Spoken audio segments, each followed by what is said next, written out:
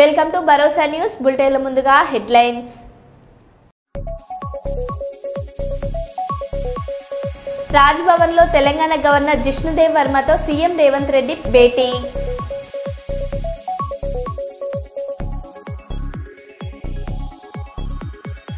మండల స్థాయి క్రికెట్ విజేతలకు బహుమతులను అందజేసిన జగిత్యాల డీఎస్పీ రఘుచందర్.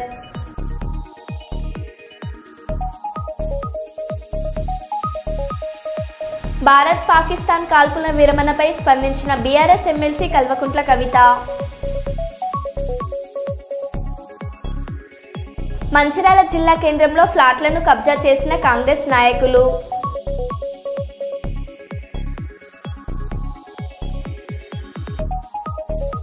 గద్వాల్ కలెక్టరేట్ ఎదుట రైతుల నిరసన.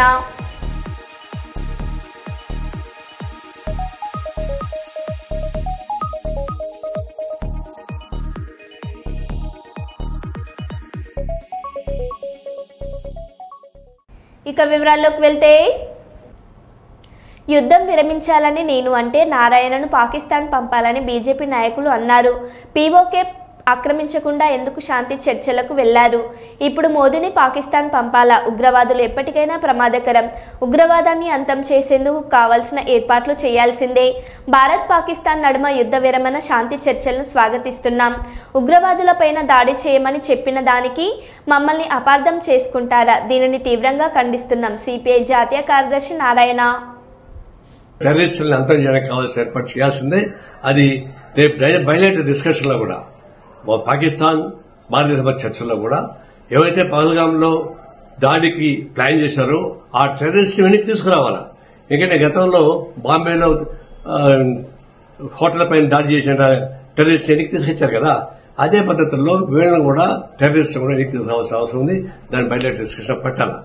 ఇంకొకటి, ఇప్పుడు శాంతి చర్చలు కొనసాగిస్తున్నాయి కదా, మరి ఒకప్పుడు నేను చెప్పిన దాన్ని నాకు నారాయణ పాకిస్తాన్ పంపించాలని చెప్పేసి కొంతమంది బీజేపీ నాయకులు అవాక శాఖలు వాగారు. ఇప్పుడేమంటారు? ఇప్పుడు మోడీని పంపించాలన్నా పాకిస్తాన్కి? అనేక మంది చనిపోయారు, 26 మంది చనిపోయారు, ముఖ్యపక్షాన్ని పెళ్లి చేయడం చనిపోయింది. అంత బాధపడిన వాళ్ళకంతా కంపెన్సేషన్ ఎవరు ఇస్తారు? వాటిపైన ఎవరు బాధ్యత ఇస్తారు? మరి అవన్నీ లేకుండా ఎందుకు సీజ్ ఫైర్ అయ్యారు?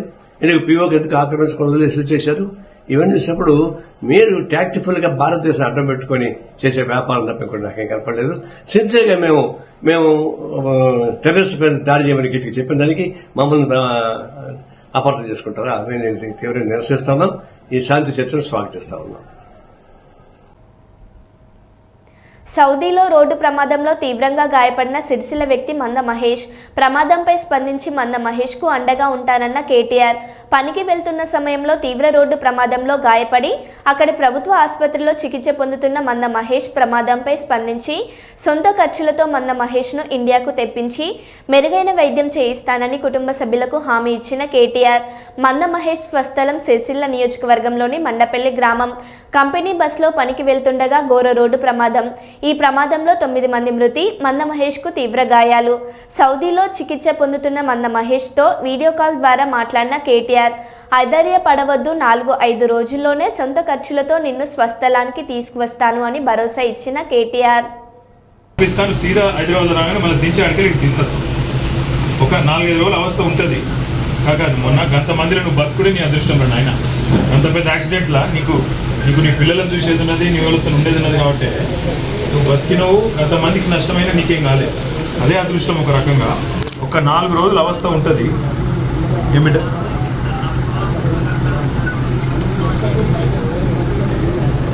కాదు బిడ్డ, ఒక్క మాట. నీ పిల్లలు ఇన్నే ఉన్నారు, వాళ్ళకి ధైర్యం చెప్పు. నువ్వు ధైర్యం ఉండు. నువ్వు ధైర్యం ఉండి తీసుకొస్తాం, ఇంటికి తీసుకొస్తాం. రంది పెట్టుకోకు, తీసుకొస్తాము. ఇక్కడ నీ సౌదీలో ఏ హాస్పిటల్ ఉన్నావో జర వివరాలు ఇస్తే పంపిస్తాను. మన టీం పంపిస్తాడు. ఉన్నారు సౌదీలో మన వాళ్ళు ఉన్నారు, పంపిస్తా. ఆడికెళ్ళి నేను మండపల్లికి తీసుకొస్తాను.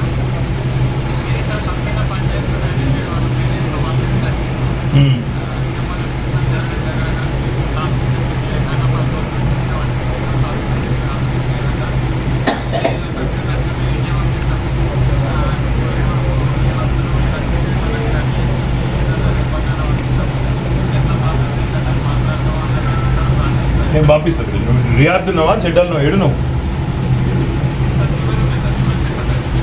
ఎడా జుబేల్ జనరల్ జుబేల్ జనరల్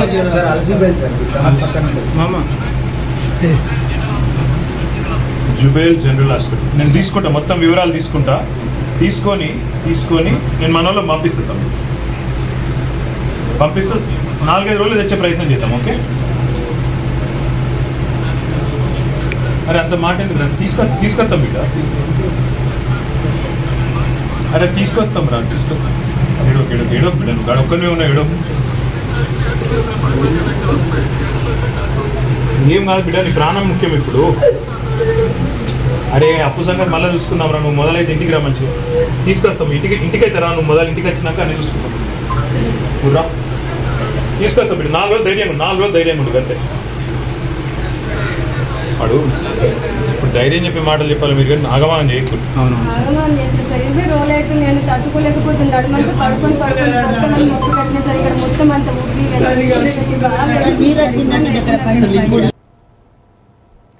ఉపాధి కోసం వెళ్లి మస్కట్లో చిక్కుకున్న శ్రీకాకుళం జిల్లాకు చెందిన 9 మంది కార్మికులు కేంద్ర పౌర విమానయాన శాఖ మంత్రి కింజరాపు రామ్మోహన్ నాయుడు చొరవతో తిరిగి సురక్షితంగా వారి స్వస్థలాలకు చేరుకున్నారు.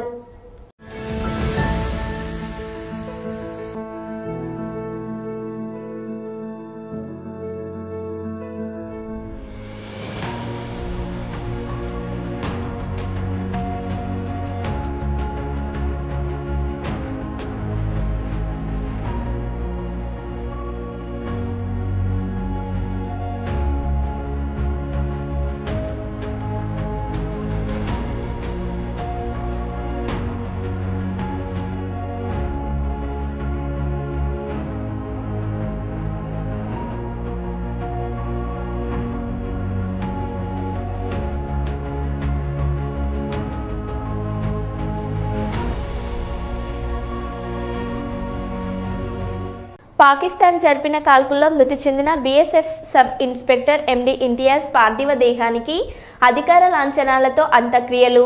ఆయనకు నివాళులర్పించడానికి హాజరైన బీహార్ మంత్రి నితిన్ నబీన్, బీహార్ బీజేపీ అధ్యక్షుడు దిలీప్ జైస్వాల్, ఆర్జేడీ నాయకుడు తేజస్వి యాదవ్ మరియు ఇతర నాయకులు పాల్గొన్నారు.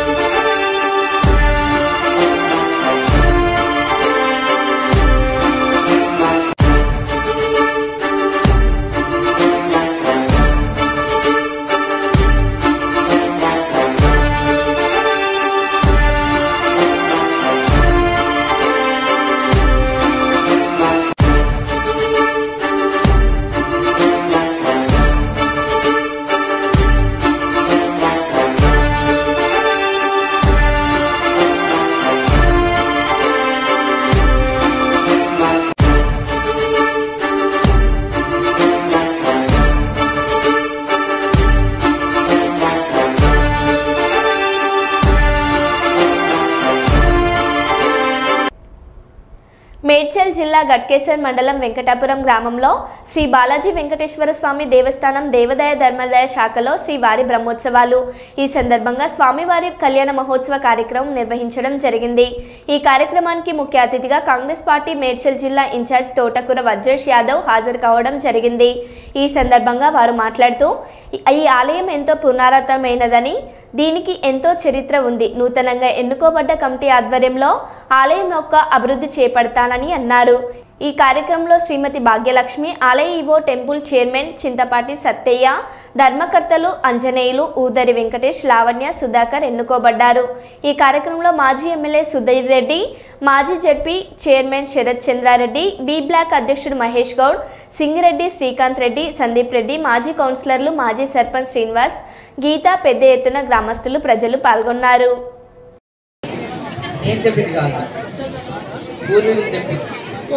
యద్ధానం సాధ్యం యదా సిద్ధ్యర్హి ఏ ఒక్క దానాన్ని చేసినా, భూదానం చేసినా, గోదానం చేసినా, ఏ ఒక్క దానాన్ని చేసినా అంతెందుకు ఉదాహరణకి మనం ఏకాదశికి కానీ శివరాత్రికి కానీ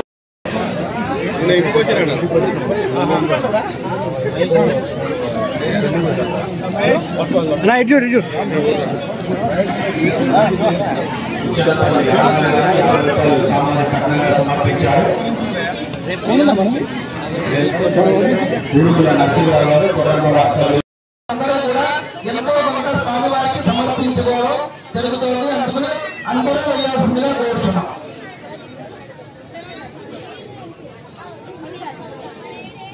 ఒక్కటి గుర్తుపెట్టుకోవాలయ్యా, స్వామి ఎంత ఇస్తే కన్యాదానం చేయడం వల్ల 42 తరాలకి స్వర్గలోక ప్రాప్తి పొందుతుంది. మరి అంత గొప్పైనటువంటి యొక్క కన్యాదానంలో మనం పాలు పంచుకున్నందుకు ఎంతో ఆనందం. అంతేనా కదా?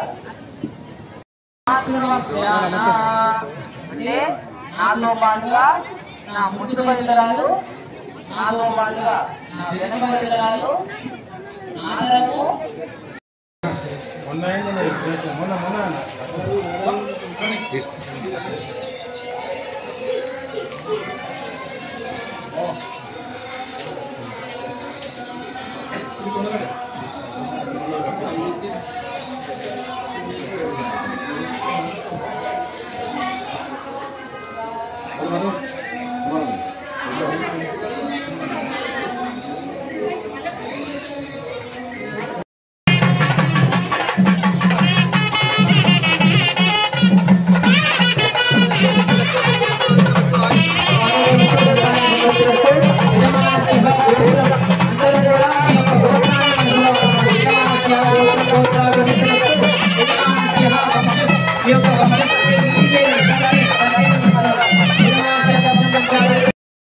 మల్లిపెత్తి సుధీరెడ్డి గారు, మేడ్చల్ మాజీ శాసనసభ్యులు స్వామివారి కళ్యాణంలో 5,001 రూపాయలు విరాళంగా సమర్పించారు.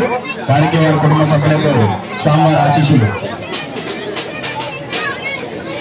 సూర్యవంశీ లక్ష్మణ్ గారు 101 రూపాయలు కట్నంగా సమర్పించారు. శివాద్రి వెంకటేశ్వరరావు గారు, మాణిక్యమ్మ గారు 101 రూపాయలు కట్నంగా సమర్పించారు. వీరుడి కృష్ణ గారు 100 రూపాయలు కట్నంగా సమర్పించారు. బండిరాల చెంగయ్య గారు భక్తులందరికీ శుభాకాంక్షలు. అంతా మంచి నిద్ర, వీరుడి వెంకయ్య గారు 201 రూపాయలు కట్నంగా సమర్పించారు. మంచిగా అంతా శుభాకాంక్షలు. మంచి వీరుడి వెంకయ్య గారు 201 రూపాయలు కట్నంగా సమర్పించారు. పెయింటింగ్ పనులన్నీ బాగా పెయింటింగ్ ఉన్నాయి కదా, పెయింటింగ్లు అన్ని చేసుకోవాలి. చాలా పెయింటింగ్లు ఉన్నాయి. దాతలు మస్తు మంది ఉన్నారు కానీ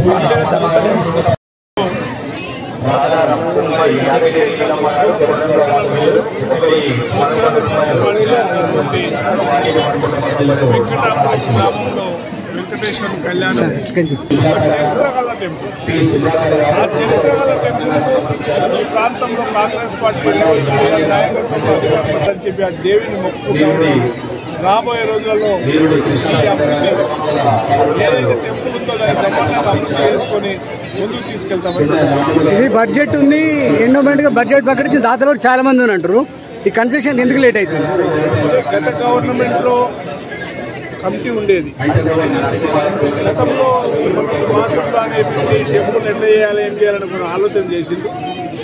తీసుకొని ఇక్కడ ఉన్నటువంటి పెద్దలందరూ సహకారం చేసుకొని మరి ఇక్కడ కొత్తగా కమిటీగా భారత్ పాకిస్తాన్ కాల్పుల విరమణపై స్పందించిన బీఆర్ఎస్ ఎమ్మెల్సీ కల్వకుంట్ల కవిత ఇండియన్ ఆర్మీకి సైనికులకు వందనాలు.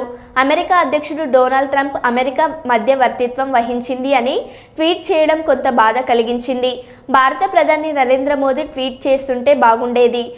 పార్లమెంట్ స్పెషల్ సెషన్ పెట్టి అన్ని విషయాలు చర్చించాలి. సీజ్ ఫైర్ అయింది ఇండియా పాకిస్తాన్ మధ్యలో అని తెలిసింది. అందరికీ కూడా congratulations. At the same time ఈ యుద్ధంలో మరణించినటువంటి సైనికులందరికీ కూడా మనస్ఫూర్తిగా నా నివాళులు అర్పిస్తూ ఉన్నాను. అట్లానే చాలా ధైర్యంగా మన సేన అంతా కూడా మనల్ని కాపాడడానికి ప్రయత్నం చేసి మన వైపు చాలా తక్కువ క్యాజువాలిటీస్ అయ్యేటట్టుగా మరి వారు ప్రయత్నం చేసి మన దేశాన్ని రక్షించినందుకు మన భారత సైన్యానికి అందరికీ కూడా వందనాలు సమర్పించుకుంటున్నాను. ఎట్ ద సేమ్ టైం ఇన్ని రోజులు అంటే నేను ఒక పార్లమెంట్ మెంబర్గా పనిచేస్తున్నాను.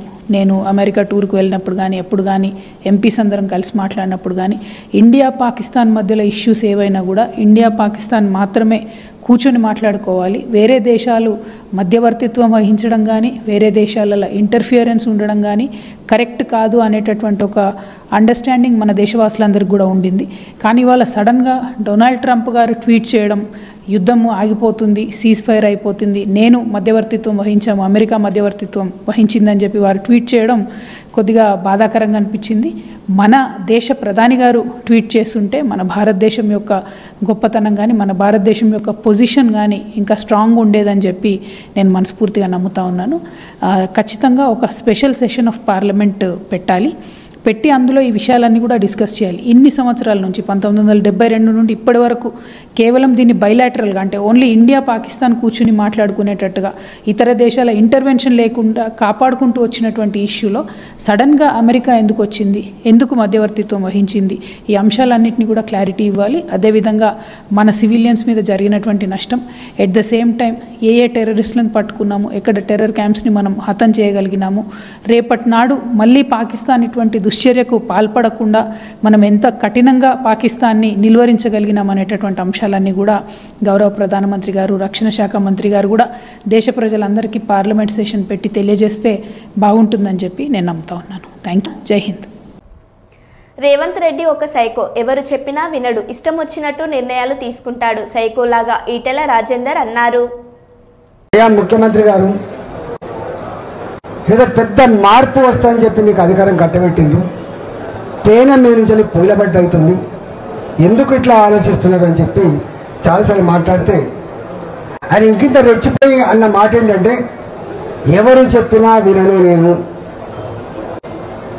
నాకు నేనే నిర్ణయం తీసుకుంటా, పక్కా కూలగొట్టవలసిందే, మొత్తం బుల్డోజర్లు పెట్టవలసిందే, అడ్డమచ్చినోని బుల్డోజర్ కింద తొక్కవలసిందే, కూలగొట్టవలసిందే. ఇది ఆయన స్టేట్మెంట్. నేనన్నా రాజు కూడా మారు వేషంలో అప్పుడప్పుడు ప్రజలు ఏమనుకుంటారో చూసేస్తాను. సరే నువ్వు రాజు కాకపోవచ్చు కానీ నీ కింద ఇంటెలిజెన్స్ వ్యవస్థ ఉంది, వాళ్ళైనా నీకు చెప్పుంటారు కదా ఇక్కడ ఇట్లా ఉంది అని చెప్పి చెప్పుంటారు కదా, ఎందుకు మీరు వింటలేరు అని చెప్పి మళ్ళా ఇట్లా స్టేట్మెంట్ నడుస్తూనే ఉండే. నడిస్తే ఆయన అన్నాడు మళ్ళీ నేను ఎవరు చెప్పినా వినను అని. నేను అప్పుడు ఒక స్టేట్మెంట్ ఇచ్చిన, ఎవరు చెప్తే వినని వాడిని, ఎవరు చెప్పినా వినని వాడిని ఆయన నాయకుడు అనరు, మనిషి అనరు, సైకో అంటారు అని చెప్పాను. సైకో అంటారు అని చెప్పాను. పల్లె దవాఖానతో ప్రజల చెంతకు మెరుగైన వైద్యం అందుతుందని జగిత్యాల ఎమ్మెల్యే డాక్టర్ సంజయ్ కుమార్ అన్నారు. కేంద్ర రాష్ట్ర ప్రభుత్వాలు సంయుక్తంగా అమలు చేస్తున్న ఆయుష్మాన్ ఆరోగ్య మందిర్ కార్యక్రమంలో భాగంగా జగిత్యాల జిల్లా రాయకల్ మండలంలోని అయోధ్య, అల్లిపూర్ గ్రామాలలో ఒక్కో గ్రామంలో 20 లక్షలతో నిర్మించిన పల్లె దవాఖానలను ప్రారంభించిన జగిత్యాల శాసనసభ్యులు డాక్టర్ సంజయ్ కుమార్. అయోధ్య పల్లె దవాఖానకు స్థలం ఇచ్చిన భూదాతలు ప్రభాకర్ రెడ్డి, శ్రీరంగారెడ్డి, పురుషోత్తం రెడ్డి, వినోద్ రెడ్డిలను సత్కరించిన ఎమ్మెల్యే. ఈ కార్యక్రమంలో DMHO Pramod, deputy DMHO Srinivas, MPDO Chiranjeevi, DE Milind, MPO Sushma, PACS చైర్మన్లు రాజిరెడ్డి, ఏనుగు మల్లారెడ్డి, రాజలింగం, మాజీ మున్సిపల్ చైర్మన్ మోర హనుమన్లు, పలువురు నాయకులు పాల్గొన్నారు. కార్యక్రమం ఒక 2 నిమిషాలు ఇవ్వండి దయచేసి, చాలా ముఖ్యం. ఒక డాక్టర్ గా మీరు గెలిపించిన ఎమ్మెల్యే మాట్లాడతాం. మా సిస్టరమ్మలు, ఆశమ్మలు అంతకుముందు ఏదో చిన్న గ్రామ పంచాయతీలో వాడు పంచాయతీ అని వస్తాడు, వాడు పర్మిషన్ అని వస్తాడు, అటువంటి కాడ కూర్చొని మీకు టీకాలు వేసిండు, మందులు వేసిండు. ఇవాళ దవాఖాన అందరికంటే ఎక్కువ పనిచేసేది మహిళలకు, చిన్న పిల్లలకు. పైసలు ఉన్నోళ్ళు పెద్ద రైతులు ఎడుకన పోతారు, అది వేరే విషయం. పేద వాళ్ళకి అత్యంత ఉపయోగపడుతుంది. గర్భిణీలు ఉంటే టీకాలు వేయాలంటే మనకి ఎంతో ఇబ్బందులు ఉంటుండే. ఇవాళ మనకి ఇక్కడ అన్ని సామాన్లు ఉంటాయి, అన్ని వ్యవస్థ ఉంటుంది. మీరు వచ్చి మంచిగా తల్లి పిల్లలకు టీకాలు వేసుకుంటే ఎన్నో వ్యాధులు రావు. రోగాలు వచ్చేదానికంటే రాకుండా చూసుకోవాలి. రాకుండా చూసుకోవాలంటే కొద్దిగా చేతులు మంచిగా కడుక్కొని తినాలి, శుభ్రంగా ఇంట్లో మంచినీళ్ళు తాగాలి. దాంతో పాటుగా ఈ టీకాలు అనేది కూడా చాలా ముఖ్యం. మరి ఇవాళ మన సిస్టరమ్మలు ఉన్నారు, ఆశామ్మలు ఉన్నారు. ఇవాళ నిన్న కూడా మాట్లాడితే ఏం చెప్పారు, ఎక్కువ మంది గర్భవతులు అయితే ఆపరేషన్లు ఏడైతుంది భారతదేశం మొత్తం అంటే మన కరీంనగర్ జిల్లా చేశారు. ఆపరేషన్ అయితే ఏమైతుంది, ఒక్కసారి ఆపరేషన్ అయితే రెండోసారి మలయ్యారు, రెండోసారి చేసాక మూడోసారి కడుపు వస్తే గర్భసంచి తీయాలి. ఆ 3 ఆపరేషన్లు ఎవరికి పేగులు ఎత్తుకపోతాయి. కడుపు నొప్పి అయితే మళ్ళీ పేగులు ఆపరేషన్ చేయాలి.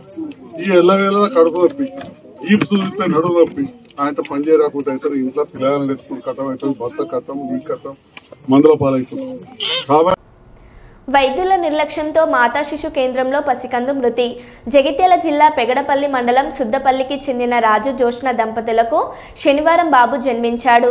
ఆదివారం శిశువు అనారోగ్యంతో ఉండడంతో మెరుగైన వైద్యం అందించాలంటే ప్రైవేట్ ఆసుపత్రికి తరలించమని తల్లిదండ్రులు సూచించిన డ్యూటీ డాక్టర్ శిశువును ప్రైవేట్ ఆసుపత్రికి తరలించగా అప్పటికే పరిస్థితి విషమించడంతో తిరిగి మాతా శిశు కేంద్రానికి తరలించే సమయంలో మరణించిన శిశువు. మాతా శిశు కేంద్రంలోని డాక్టర్ల నిర్లక్ష్యం వల్లనే తమ బాబు మరణించాడని ఆసుపత్రి ఎదుట ఆందోళనకు దిగిన తల్లిదండ్రులు, కుటుంబ సభ్యులు ఆసుపత్రి వద్దకు చేరుకొని కేసు నమోదు చేసి వైద్యులపై చర్యలు తీసుకుంటామని హామీ ఇచ్చిన పోలీసులు.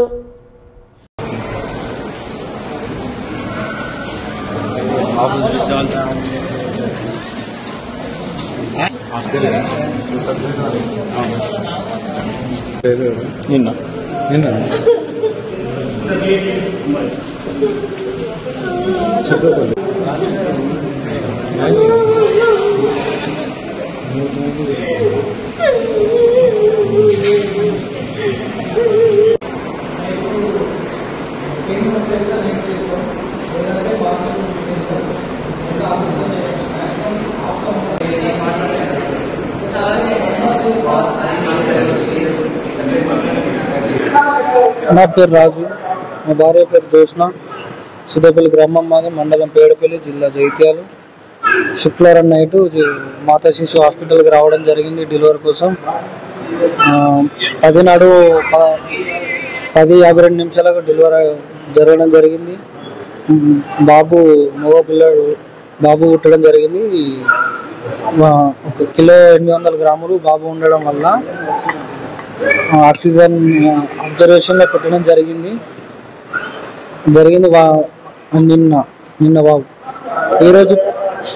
ఈరోజు అడగనికి పోతే Sai Kumar sir doctor breathing అందుతలేదు, అట్లనే ఉంది, పుట్టిన బాబు ఎట్లున్నా ఇప్పుడు అట్లనే ఉంది, వేరే హాస్పిటల్ పోవాలని తరలించాలని చెప్పిండు. మళ్ళా కాసేపటికి సీరియస్ ఉందని ఆయననే చెప్పి ఆ సార్కు ప్రైవేట్ హాస్పిటల్ ఓన్గా ఉండడం వల్ల ఆయన అనుచరుడు వచ్చి ఇక్కడికి వెళ్ళి హాస్పిటల్ మా వాళ్ళను ఇట్లా పోర్ట్రేట్ చేసి మైండ్ వాష్ అట్లా చేయడం వల్ల హాస్పిటల్కి వెళ్ళడం జరిగింది. సారు మళ్ళా 1 గంట తర్వాత వచ్చి ట్రీట్మెంట్ చేసిన తర్వాత ఖర్చు ఎక్కువ అవుతుంది, ఇతను స్తోమత అయితే ఇట్లా వేయించండి, లేదంటే కరీంనగర్ గవర్నమెంట్ హాస్పిటల్కి రాస్తానంటే అతను స్తోమత లేదని చెప్పడంతో డాక్టర్ నిర్లక్ష్యం వల్ల నా కొడుకు చనిపోవడం జరిగింది. ఆ డాక్టర్ నిర్లక్ష్యం వల్ల. అదే ఆయన కొడుకుకు ఆయన బిడ్డకి ఏమన్నా ఇదే ఇట్లా నిర్లక్ష్యం చేస్తాడు ట్రీట్మెంట్, అసొంటి డాక్టర్కి ఉద్యోగం ఇవ్వకూడదని గవర్నమెంట్ హాస్పిటల్లో కోరుకుంటున్నాను. మరో బులెటిన్లో మళ్ళీ కలుద్దాం. Stay tune.